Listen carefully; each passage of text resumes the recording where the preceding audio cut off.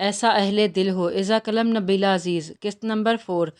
لگتا ہے نظر میں ہے کوئی۔ میری میرن بھرجائی نے معنی خیز نظروں سے بغور دیکھا تھا۔ ابھی تو میں خود آپ کی نظر میں ہوں، لیکن فی الحال آپ یہ بتائیں کہ میرا آئیڈیا ہے کیسا؟ خیام شاہ کو بے چینی ہو رہی تھی۔ آئیڈیا تو اچھا ہے، لیکن اس آئیڈیا پر عمل ذرا مشکل سے ہوگا۔ تمہارے لالا جی اور بابا سائی نہیں مانیں گے تو آپ کس مرض کی دوائیں؟ لالا جی کو آپ اور بابا جان کو بی بی جان سمجھائیں گی، پھر ایک اچھی سی معصوم سی دیورانی آپ کی خدمت میں پیش کر دوں گا۔ بات ختم۔ خیام شاہ نے بیٹھے بیٹھے سارے مسائل حل کیے تھے۔ میران بھرجائی نے آنکھوں ہی آنکھوں میں مومنہ کو اشارہ کیا تھا، وہ بھی مسکرا دی تھی۔ شاہ سائیں آپ کا فون ہے۔ شہر سے ملازمہ کی اطلاع پر خیام شاہ ٹٹر گئے تھے اور یوں ہی ننگے پاؤں نرم کلین کو رونتے ہوئے کچھ دور سٹینڈ پر رکھے فون سیٹ کے پاس آ گئے تھے۔ کاظمی کیسے ہو؟ دوسری طرف سے اپنے دوست وحید کاظمی کی آواز سن کر انہیں اطمینان ہوا تھا۔ ٹھیک ہے، میں آ رہا ہوں۔ انہوں نے باعجلت فون رکھا اور واپس آ کر شوز پہننے لگے۔ کیا ہوا؟ خیریت تو ہے؟ میں شہر جا رہا ہوں، ایک ضروری کام آن پڑا ہے، کوشش کروں گا کل تک واپس آ جاؤں۔ اللہ حافظ، وہ کہہ کر تیزی سے نکل گئے، لیکن گیٹ پر گاڑی نکالتے ہوئے کلام شاہ سے سامنا ہوا تو رک گئے تھے۔ میں شہر جا رہا ہوں ایک ضروری کام سے۔ ہمیں بھی تم سے یہی امید تھی، تم شہر ہی بھاگو گے۔ ان کے اندازے میں کاٹ تھی۔ خیام شاہ کے چہرے پر غیرت کی سرخیاں چھلک آئی تھیں۔ لالا سائی، میں آؤں گا، بغیرت نہیں ہوں کہ آپ کی پشت خالی کر جاؤں، بس مجھے 1-2 دن کی مہلت دیجیے، مجھے 1-2 کام نپٹانے ہیں۔ انشاءاللہ آپ کے لیے سر بھی حاضر ہے۔ لیکن ایک بار پھر کہوں گا کہ آپ اور بابا جان اپنے فیصلے پر نظر ثانی کر لیں، کسی کی بیٹی کی آہیں مت لیں، یہ نہ ہو کہ پچھتانا پڑ جائے۔ وہ کہہ کر چلے گئے اور کلام شاہ جو مستقبل کے پیر سائیں تھے، غصے سے سر جھٹک دیا تھا، جیسے ان کی بات سنی انسنی ہو گئی ہو۔ بچھڑا کچھ اس ادا سے کہ رت ہی بدل گئی، ایک شخص سارے شہر کو ویراں کر گیا۔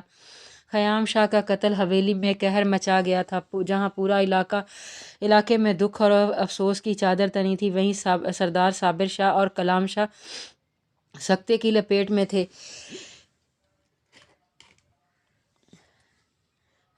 میں بیٹھے تھے۔ بی بی جان تقریباً پاگل ہو چکی تھی۔ مومنہ خیام شاہ کے قتل کی خبر سننے کے پاس ہوش و خرد سے بیگانہ ہو چکی تھی۔ اسلام آباد ہسپتال کے ICU میں بے ہوشی کے عالم میں بھی اس کے منہ سے صرف ایک ہی لفظ سننے کو ملتا، میرے لالا جی، اور اس کے بعد اس کو پکار دم توڑ جاتی تھی اور باہر کوریڈور میں بیٹھے فیروز شاہ اپنے بھائی کی جوان مرگ پر بیٹھے بیٹھے ماتم کرنے لگتے تھے، اپنا سر پیٹ ڈالتے تھے اور کبھی تو بلند آواز میں رو پڑتے تھے۔ یہی حال بہروز شاہ کا تھا، لیکن سب سے ابتر حالت تو کلام شاہ کی تھی، جس کی پشت نہ خالی کرنے کے لیے وہ سچ مچ 2 روز بعد فوراً ہی چلے آئے تھے۔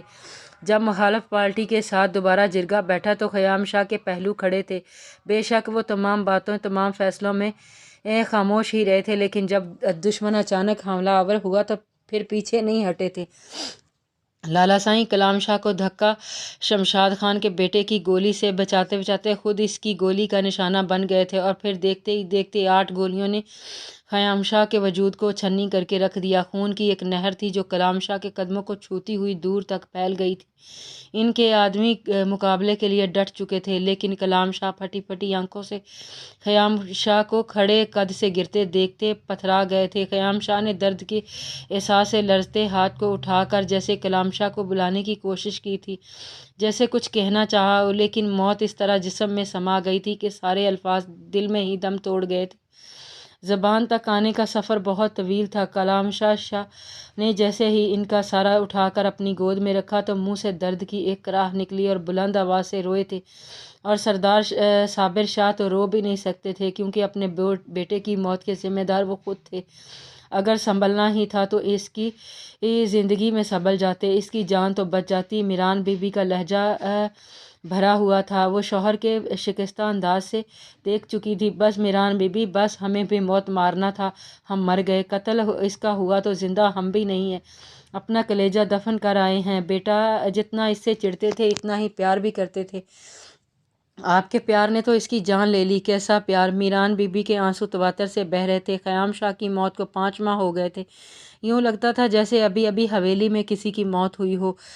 کبھی بی بی جان بین کرنے لگتی، کبھی مومنہ کی ہچکیاں بند جاتی، کبھی بابا جان پاگلوں کی طرح اندر باہر چکر لگاتے، کبھی میران بی بی سسک اٹھتی تھیں۔ انہی سسکیوں میں ایک روز فون کی تیز گھنٹی درار ڈالتی حویلی کی در و دیوار ہلا کر رکھ گئی تھی۔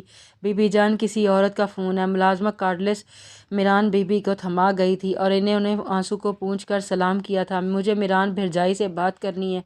آواز درد میں ڈوبی ہوئی اور لہجہ احتراماً اور اپنائیت لیے ہوئے تھا۔ میران بی بی کو حیرت ہوئی اور یہ اجنبی سی آواز کس کی ہو سکتی ہے؟ ہیلو، دوسری طرف سے دوبارہ پکارا گیا۔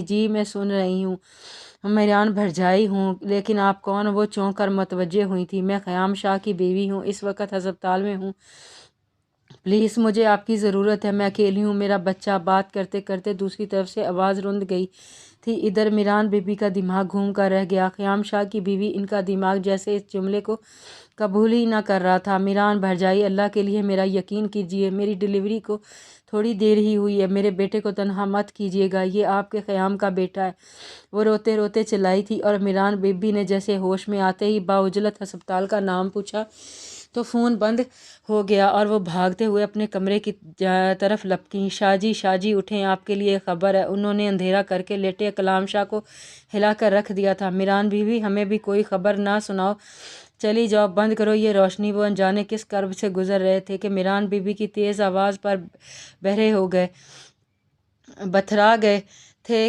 شاہ جی، شہر سے ایک لڑکی کا فون آیا تھا، وہ خیام شاہ کی بیوی ہے۔ میران بی بی نے اس کے سروں پر حیرتوں کے پہاڑ توڑ دیے۔ کلام شاہ کی آنکھیں پھیل گئیں۔ یہ کیا کہہ رہی ہو؟ انہوں نے بیوی کو شانوں سے پکڑ کر جھنجھوڑ ڈالا۔ ہاں شاہ جی، وہ ہسپتال سے بات کر رہی تھی، اس کے یہاں بیٹا پیدا ہوا ہے اور اسے ہماری ضرورت ہے، وہ بالکل اکیلی ہے اور بیمار بھی۔